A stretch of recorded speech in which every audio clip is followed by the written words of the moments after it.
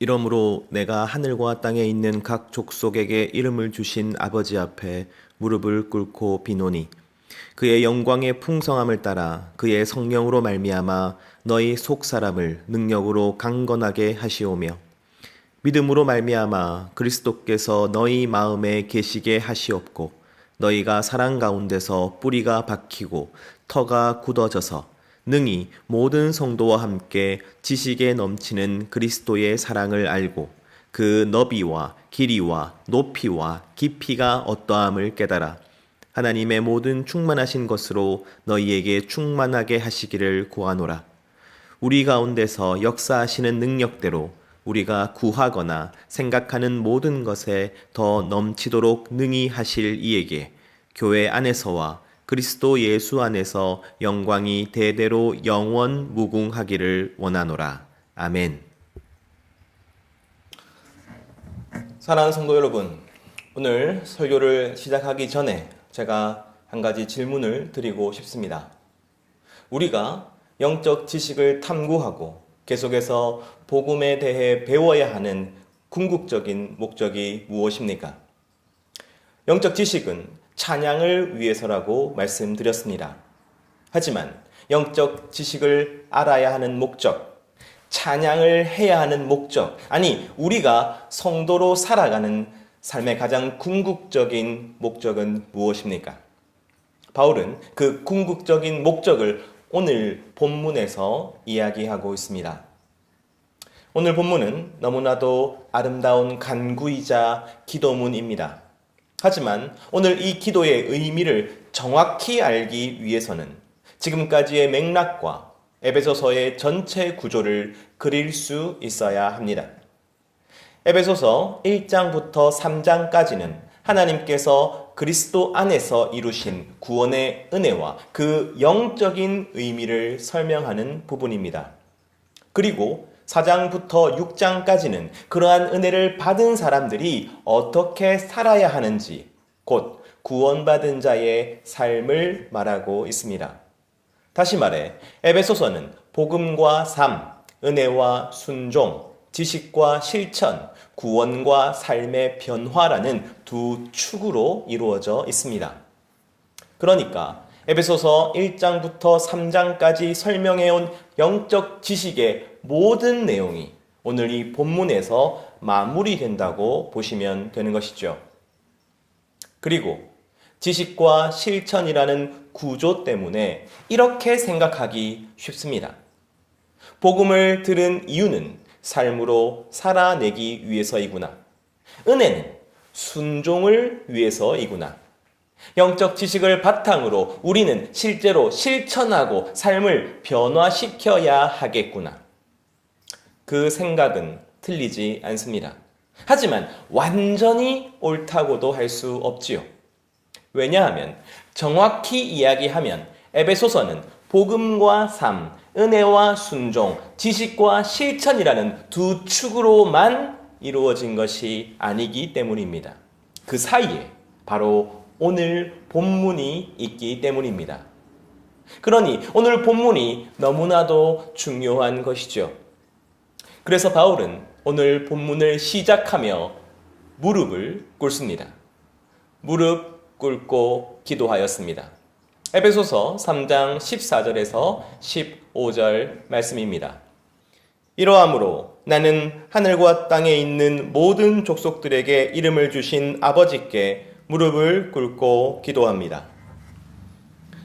사랑하는 성도 여러분, 우리에게는 무릎을 꿇고 기도하는 모습이 익숙합니다. 그러나 유대인에게는 그렇지 않았습니다. 유대인들은 보통 서서 기도하였습니다. 무릎을 꿇는 기도는 특별히 절박한 순간에 드리는 기도였습니다. 예수님께서 겟세마네 동산에서 십자가를 앞두고 기도하실 때에 땅에 엎드리셨습니다. 스데반이 돌에 맞아 죽어가면서 기도할 때 무릎을 꿇었습니다. 그리고 바울 역시 이 시간 무릎을 꿇습니다. 왜냐하면 이 기도가 너무나도 중요하기 때문입니다. 바울은 가장 중요한 소원을 오늘 기도하고 있기 때문입니다. 제가 왜 이렇게 강조하는지, 1장부터 3장 전체의 구조 가운데 살펴보겠습니다. 1장부터 3장은 복음에 대해서 말한다고 하였지요. 그런데 사실 지난주가 원래 오늘 다루는 본문이어야 했습니다. 그런데 죄수라는 부분을 말하면서 바울이 멈췄죠. 그리고 원래는 계획에 없었던 내용, 즉 자신이 왜 죄수가 되었는지를 설명하였다고 하였습니다. 그는 자신을 그리스도 예수의 죄수라고 말합니다. 복음을 깨달았기 때문에, 그리고 유대인과 이방인을 화목하게 하시는 하나님의 부르심에 순종했기에 고난을 받는다고 말하였습니다. 그리고 이 첨가된 내용을 빼고 읽어보면 바울이 전하는 복음의 내용이 얼마나 치밀한지를 알 수 있습니다. 그는 복음을 설명하기 전에 먼저 기도하였습니다. 에베소서 1장 17절에서 19절 말씀입니다. 우리 주 예수 그리스도의 하나님, 영광의 아버지께서 여러분에게 지혜와 계시의 영을 보내주셔서 성령의 감동으로 인해 여러분의 마음의 눈을 밝게 열어주셔서 성도가 된 여러분을 향한 하나님의 소망이 얼마나 큰지를 알게 되며 성도 안에 있는 풍성하고 영광스러운 기업의 존재를 알게 되고 하나님께서 지극히 크신 자신의 능력을 믿는 여러분을 위해 베푸실 수 있는 강력한 힘을 알고 체험할 수 있기를 기도합니다.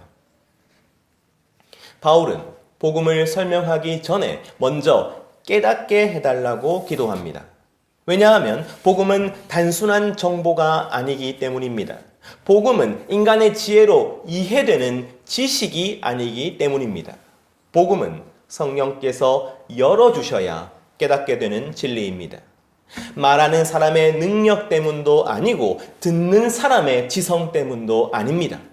깨닫게 하시는 분은 오직 성령 하나님이십니다. 그래서 바울은 이렇게 기도합니다. 이 설명을 듣는 모든 성도들이 복음을 진정으로 깨닫게 하여 주옵소서. 그렇게 기도하고 난 뒤에야 바울은 복음을 설명합니다. 우리는 죄로 인하여 죽어 있었습니다. 그러나 하나님께서 우리를 은혜로 살리셨습니다. 그리고 원수되었던 유대인과 이방인을 화목하게 하셔서 하나의 새로운 인류를 만드셨습니다. 그 새로운 인류가 바로 교회입니다. 은혜가 우리를 살렸고 평화가 우리를 하나로 만들었습니다. 그리고 이렇게 복음을 설명한 뒤 바울은 다시 한번 기도합니다. 그 기도가 오늘 본문인 것이죠. 그는 이렇게 기도합니다. 이 복음을 깨달은 모든 성도들이 복음으로 충만하게 하옵소서. 즉 에베소서 1장부터 3장까지의 복음 설명은 두 개의 기도 사이에 놓여 있습니다. 첫 번째 기도는 깨닫게 해달라는 간구였습니다. 두 번째 기도는 충만하게 해달라는 간구였습니다. 영적 지식은 먼저 듣고 깨달아야 하며 그리고 나서 우리 안에서 반드시 충만해져야 하는 것입니다. 그가 지금까지 복음을 설명한 것은 나아가 그가 복음을 전하고 교회를 세우고 사람들을 가르치고 직분자를 세웠던 모든 이유는 충만하기 위해서였습니다. 충만해지는 것이 영적 지식의 절정이고 목적인 것이죠. 사랑하는 성도 여러분, 그렇다면 충만해진다는 것은 어떠한 의미일까요? 무엇이 충만하게 되는 것일까요? 어떻게 충만하게 되는 것입니까? 바울은 친절하게 충만을 설명하면서 간구합니다. 바울의 첫 번째 기도는 이것입니다. 에베소서 3장 16절 말씀입니다. 아버지께서 그의 영광의 풍성을 따라 그의 성령으로 말미암아 능력으로 여러분의 속사람을 강건하게 하시고. 먼저 바울은 겉사람과 속사람을 구분합니다. 겉사람은 우리의 육체와 삶의 외적인 조건을 가리킵니다. 그리고 속사람은 우리의 내면, 곧 마음과 영혼을 가리킵니다. 복음이 변화시키는 것은 우리의 환경이 아니라 우리의 내면입니다. 복음은 우리의 상황을 바꾸는 것이 아닙니다. 우리의 돈을 바꾸는 것이 아닙니다. 우리의 지위를 바꾸는 것이 아닙니다. 물론 하나님의 은혜로 삶 가운데 변화가 있을 수 있지요. 하지만 그에게 반드시 일어나는 변화는 내면의 변화입니다. 우리가 영적인 지식을 더욱 깨달을 때 우리 마음이 변화합니다. 우리의 생각이 바뀝니다. 우리의 의지가 바뀝니다. 우리의 감정이 변화됩니다. 그래서 강건하게 된 우리는 영적 무기력에서 벗어나게 되는 것이죠. 죄와 유혹을 물리칠 수 있게 되는 것입니다. 담대하게 하나님의 뜻에 순종할 수 있게 되는 것입니다. 그러나 바울이 말하는 강건함이란 우리의 지정의가 강해지는 것을 말하지 않습니다. 바울이 말하는 강건함이란 그리스도께서 우리 마음의 중심에 거하시는 것입니다. 에베소서 3장 17절 상반절 말씀입니다. 믿음으로 말미암아 그리스도께서 여러분의 마음속에 거하게 하심으로. 사랑하는 성도 여러분, 우리는 이미 예수님을 믿는 사람들입니다. 그러므로 예수님은 이미 우리 안에 계십니다. 그러나 예수님이 우리 안에 계신다고 해서 언제나 우리 삶의 중심에 계시는 것은 아닙니다. 때로는 예수님이 우리 삶 주변에 머무시기도 합니다. 집 안에 계시지만 안방이 아니라 건넌방에 계시는 것이지요. 현관에 계시는 것이죠. 분주한 일상 가운데 잊혀져 계시거나 내가 필요할 때만 매달리는 예수님이 되시는 것입니다. 그러나 성령께서 역사하시고 우리가 복음을 깊이 깨닫게 될 때 그리스도는 점점 우리 삶의 중심을 차지하게 됩니다.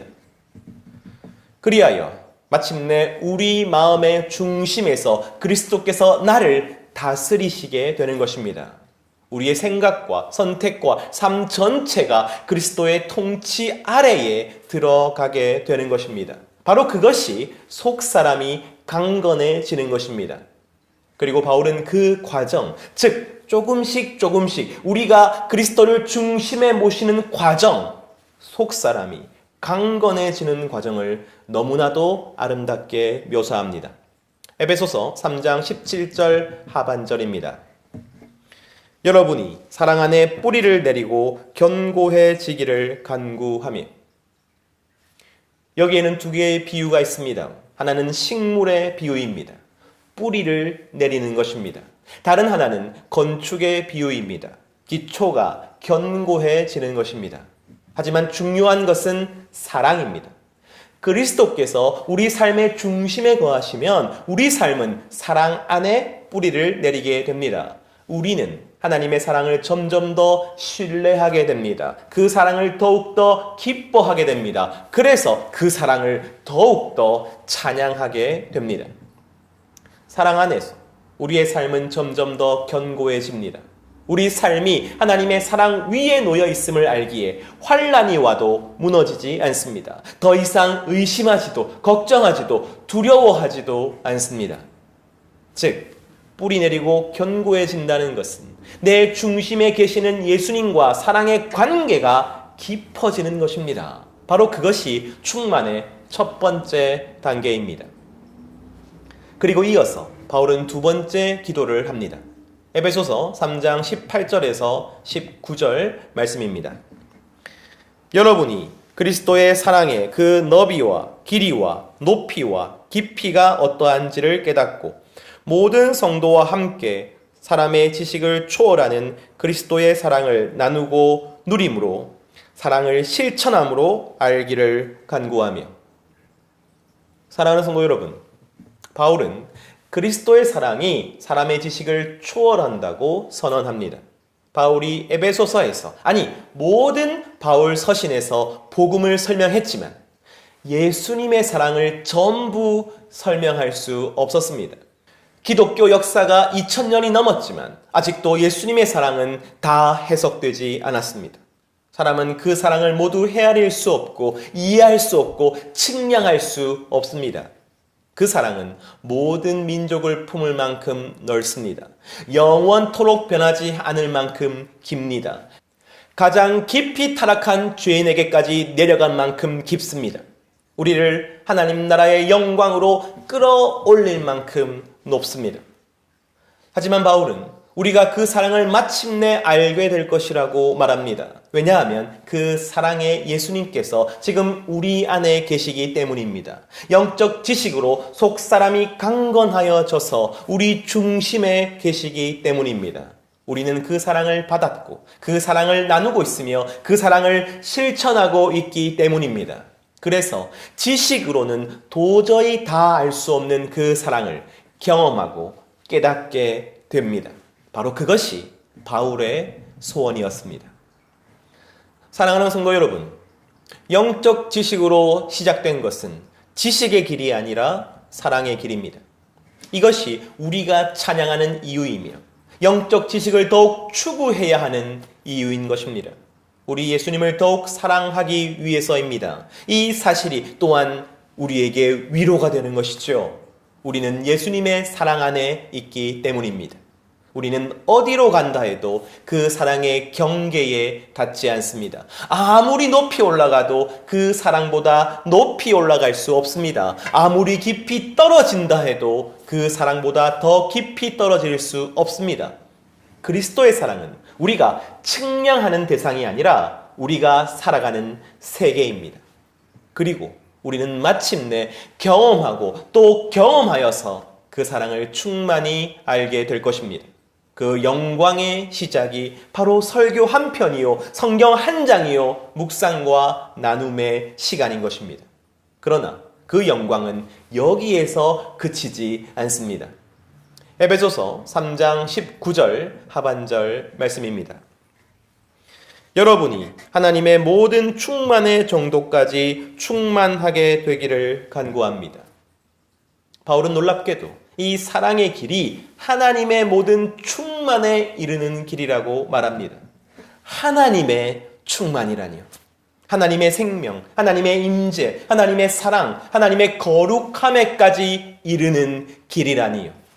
창조주시며 영원하신 왕이시며 전지전능하신 하나님에까지 이르는 길입니다.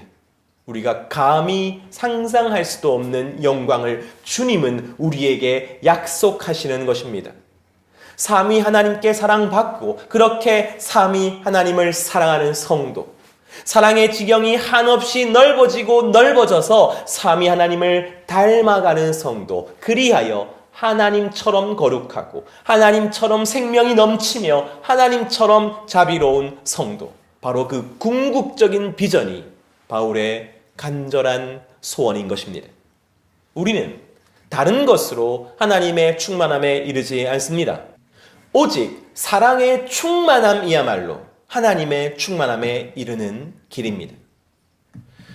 사랑하는 성도 여러분, 저는 오늘 본문 앞에서 설교자로서 저를 되돌아봅니다. 에베소서 1장부터 3장은 마치 설교와 같습니다. 하지만 바울은 정작 설교의 내용보다 기도에 더 힘쓰는 것 같습니다. 그의 기도에는 분명한 확신이 있습니다. 그는 이 설교를 듣는 이들이 반드시 변화될 것이라고 믿습니다. 그들의 속사람이 강건하게 될 것이며 그들이 예수님을 자신의 중심으로 모시게 될 것이며 사랑 안에 뿌리를 내리고 견고해질 것이라고 확신합니다. 왜냐하면 그들 안에 계시는 예수님의 사랑을 확신하기 때문입니다. 그래서 그의 기도에는 놀라운 비전이 있습니다. 예수님의 사랑이 이 설교를 듣는 성도들에게 역사하며 반드시 변화를 일으킬 것입니다. 그리하여 마침내 하나님의 충만함에까지 이르게 될 것입니다. 그 확신, 그 비전, 그 꿈을 가지고 바울은 편지하였습니다. 그리고 그 꿈을 가지고 저도 이 설교의 자리를 지키기 원합니다. 그리고 사랑하는 성도 여러분, 바울이 특히 강조하는 점이 있습니다. 에베소서 3장 19절 말씀입니다. 모든 성도와 함께 사람의 지식을 초월하는 그리스도의 사랑을 나누고 누림으로 사랑을 실천함으로 알기를 간구하며, 모든 성도와 함께, 바울은 모든 성도와 함께 그 사랑을 아는 것이라고 단언합니다. 지식을 초월하는 그리스도의 사랑을 아는 것은 혼자 하는 일이 아닙니다. 왜냐하면 그 사랑을 아는 것은 지식으로만 되는 것이 아니기 때문입니다. 마음으로만 되는 것이 아니기 때문입니다. 그 사랑은 나누어야 합니다. 함께 누려야 합니다. 실천해야 합니다. 바로 그 대상이 모든 성도입니다. 바로 그 장소가 바로 교회입니다. 그래서 바울은 에베소서 4장부터 삶의 변화를 말하는 것입니다. 실제적인 순종과 실천을 말하는 것입니다. 에베소서 4장부터 6장은 실제적인 하나됨, 은사의 활용, 가정에서의 모습, 영적 전투 등의 변화된 성도로서의 삶을 말합니다. 현실적인 실천과 순종을 말합니다. 하지만 그 모습은 도덕적인 프로그램이 아닙니다. 우리가 사랑에 충만하게 되면 사랑이 새어나갈 수밖에 없지요. 사랑이 배어나올 수밖에 없지요. 그 사랑의 모습이 삶의 현장에서 이렇게 드러난다는 것을 보여주는 것입니다. 하지만 사랑이 충만한 사람만이 그렇게 살 수 있는 것은 아닙니다. 그러한 삶이 도리어 사랑을 충만하게 만들기도 하지요. 마치 우리가 연인을 사랑해서 많은 행동들을 하지만 반대로 그 행동들 때문에 연인을 더욱더 사랑하게 되는 것처럼 말이지요. 우리가 성령을 의지하면서 영적인 지식을 알아가듯이 동일하게 성령을 의지하면서 사랑을 실천합니다. 영적인 지식은 사랑을 위해 있고 실천 또한 사랑을 위해 있는 것이죠. 영적 지식은 사랑을 더욱 뿌리 내리게 할 것입니다. 삶의 실천 또한 사랑을 더욱더 견고하게 만들 것입니다. 그리하여 지식과 실천을 통해서 예수님의 사랑을 온전히 알게 되는 영광에까지 자라게 되는 것입니다. 지식과 실천을 통해서 하나님의 충만에 이르는 영광을 이루어내게 하는 것입니다.